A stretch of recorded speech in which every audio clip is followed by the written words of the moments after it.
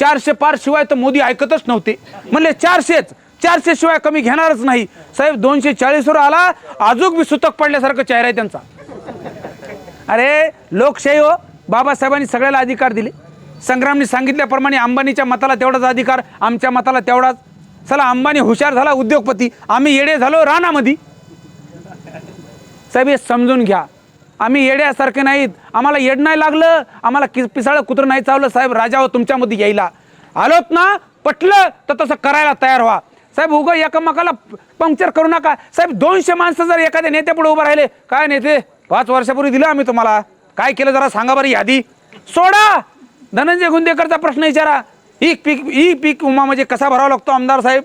त्यांनी सांगितलं तर एक मुखाने मतदान करतो असं म्हणा, आणि जर त्यांनी सांगितलं तर अख्ख्या आर्वीनी मतदान करायचं. पण जर त्यांनी नाही सांगितलं तर एकाने बी करायचं नाही.